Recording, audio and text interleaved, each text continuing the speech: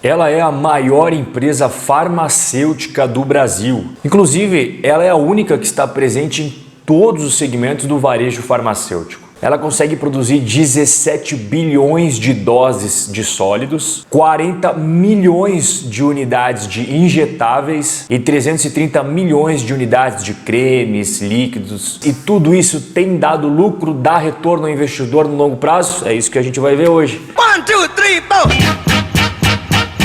Você conhece alguma dessas marcas aqui? Biotônico Fontoura, Alivium, Epocler, Benegrip, Doril, com certeza, senão você não viveria no planeta Terra, né?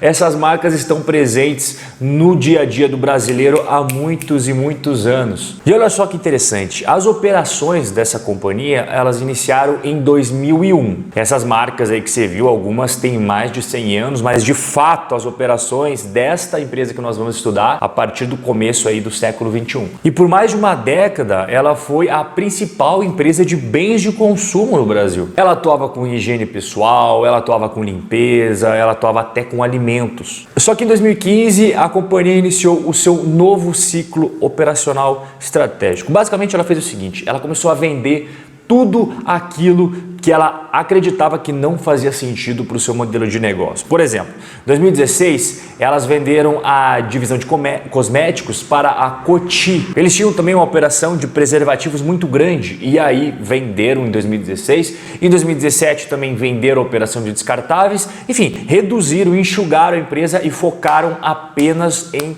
remédios. Então, a partir de 2018, ela inclusive mudou a sua razão social de Hiperamarcas para Hiperafarma, uma empresa focada 100% no setor farmacêutico brasileiro. Então a empresa se desfez de vários negócios que não faziam muito sentido para ela, só que isso não significa que ela depende de apenas uma fonte de renda. Ela tem inúmeras marcas que estão em diversos nichos específicos do setor farmacêutico. Para você ter uma ideia, a gente pode começar falando dos produtos prescritos. Então a equipe de vendas aí do pessoal da Hiperafarma faz mais de 200 mil visitas a médicos por mês. Segundo ponto é aqueles remédios que não precisam de prescrição. E nesse nicho específico, a empresa é líder de mercado no Brasil. Apracur, Benegrip, Coristina D, Ingov, Epocler, Estomazil, Biotônico Fontoura, Zerocal. Produtos que não exigem prescrição. E o terceiro nicho de negócio são os genéricos. A empresa também tem uma participação muito importante no mercado brasileiro. Torcilax, Neosoro, Doralgina, Stamin, Flavonid, enfim, uma série de exemplos aí você já deu para entender que tem várias e várias marcas dentro desses três principais negócios. E o mercado brasileiro é um mercado muito grande, muito robusto. Dá uma olhada aqui na tela, o mercado da América Latina segmentado por país. Olha a importância do Brasil, né? Esse mercado farmacêutico é de 22 bilhões e 400 milhões. É muita coisa em dólares, hein? E uma coisa interessante é que a Hypera está presente em vários segmentos do varejo farmacêutico. À esquerda você consegue ver tanto a Hiperafarma quanto as suas concorrentes em diversos nichos específicos. Ela é a única que está presente em todos. É claro que nem todas as marcas têm o mesmo peso na hora de você mensurar ali a importância dentro da empresa. E eu vou trazer para você aqui as principais, aquelas que mais pesam no balanço. Tá na tela, olha só que interessante. A participação do Addera D3, que eu até mencionei lá atrás, né, como ele era importante. Temos Benegrip, Torcilax, enfim, aí você tem uma série de produtos super importantes para a empresa. E essas marcas tendem a aumentar, sabe por quê? Porque recentemente a empresa anunciou a incorporação, a compra, né, vai trazer para dentro do seu guarda-chuva de outras marcas muito importantes. E aqui está um resumo das principais transações realizadas nos tempos mais recentes, que foi o que? A compra da Takeda, preço total 789 milhões de dólares, e Buscopan 1 bilhão e 300 milhões de reais. Mas assim, o que isso vai trazer para dentro do guarda-chuva da companhia. Quais são as marcas? Com certeza você conhece elas. Aqui a Buscopan, a gente acabou de mencionar, né? A marca vai vir para dentro do guarda-chuva.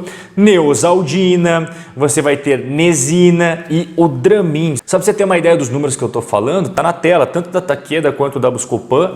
Olha só, a Takeda quase tem uma receita líquida de 1 bilhão, é muita coisa, né? Em relação aos números do negócio, vamos começar com o nosso primeiro checkpoint, que é a receita líquida histórica e também a mais atualizada, que saiu aí de 2019. Começando com o histórico, você percebe o crescimento da receita líquida ao longo dos últimos anos, e quando a gente pega a base comparativa de 2018 para 2019, a gente teve uma pequena redução, igual você está vendo aí na tela, de 11,5%. Um dos motivos dessa queda aí foi porque a empresa começou a ter políticas mais agressivas de você comercializar os produtos oferecendo grandes descontos. Então isso consequentemente traz uma menor receita líquida. A intensificação das ações promocionais para o crescimento acaba ocasionando com grandes descontos que tem essa reduçãozinha. Nosso segundo checkpoint são os resultados operacionais da companhia e como é que é o histórico e também o mais atualizado. Histórico também, crescimento no longo prazo, igual você está vendo aí na sua tela. Em relação aos 2 últimos anos, a gente teve estes números que está aparecendo para você, ou seja, uma redução nos resultados operacionais de 8,5%. Vale ressaltar que o EBITDA acabou sendo impactado negativamente por 2 principais motivos, ou seja, diminuição do lucro bruto e também aumento com pesquisas e desenvolvimento. Robin, mas por que teve uma redução então do lucro bruto? É porque a empresa ela adotou novas políticas de comercialização e alguns produtos têm uma margem bruta maior e outras têm uma margem bruta menor. E os produtos que acabaram sendo mais vendidos são aqueles com a margem bruta um pouquinho mais exprimida. Então, todo esse somatório de coisas acabou impactando num resultado operacional um pouquinho menor. Teve também a questão da desvalorização do real frente ao dólar e também um pequeno aumento ali da provisão de perdas relacionadas a estoques. E a última linha, qual que é? É o lucro líquido. Primeiro vamos ver o histórico e depois ver o mais atualizado. Primeiro histórico, você vê um crescimento impressionante, esse crescimento do lucro líquido, né? Olha só, tá na tela para você até 2018 e quando a gente pega o mais atualizado até 2019, você teve um lucro líquido 3% maior do que em 2018. E você veja, né, a empresa teve uma menor receita líquida, a empresa teve um menor resultado operacional e ela conseguiu ter um lucro líquido maior. E muito disso é explicado por conta da maior distribuição de juros sobre capital próprio, que acabou diminuindo aquela base que é tributada. Quando você utiliza bem os juros sobre capital próprio, você consegue reduzir essa base tributável e foi isso que a empresa fez. E é por isso que mesmo com todos os fatores que eu mencionei no vídeo, a empresa conseguiu crescer um pouquinho o seu lucro líquido. Mas o lucro é metade. A outra metade é o fluxo de caixa e eu vou trazer para você 2 informações importantíssimas, que é o fluxo de caixa operacional em cima. Você está vendo que houve uma redução de 242 milhões de um ano para o outro e o fluxo de caixa livre, que é fluxo de caixa operacional menos o CAPEX. Todos aqueles gastos necessários para manter a competitividade e também para fazer certas manutenções, também apresentou uma redução de 379 milhões comparado a um ano ao outro. Para você entender melhor como é que foi toda essa transformação, dá uma olhada aqui na tela. Então você começa 2018 com essa disponibilidade, ou seja, a empresa tinha 1 bilhão 647 milhões em caixa. Ali nós temos fluxo de caixa operacional de 824 entrando positivo, gasto com CAPEX, gasto com intangíveis. Aí o fluxo de caixa livre em 2019, 466 milhões, certo? Aí entrou o fluxo de caixa de financiamento, que são o quê? As captações que a empresa faz através do endividamento e tudo mais. E você terminou 2019 com um caixa de 2 bilhões 246 milhões, que é muito superior à dívida bruta. Toda a dívida de curto prazo, de longo prazo da empresa é 1 bilhão 418 milhões. Então a empresa tem muito mais dinheiro em caixa do que dívida.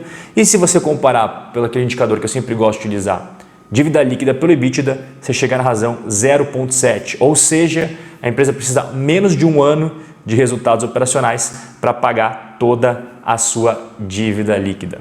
E outro ponto muito interessante é que a empresa vem aumentando a distribuição de dividendos e juros sobre capital próprio nos últimos anos. Qual que é a sua opinião sobre a Hypera Pharma? Escreve aqui nos comentários. Sabe que no Instagram eu estou postando conteúdos exclusivos e no meu Telegram também? Estou fazendo live, etc. Coisas que não tem no YouTube eu estou postando por lá. Então, o link para você acessar os dois está aqui, aqui embaixo. Aqui um vídeo que eu acredito que você vai curtir e aqui um vídeo que o YouTube acredita que você vai gostar. Por hoje é só, um forte abraço e até o nosso próximo encontro.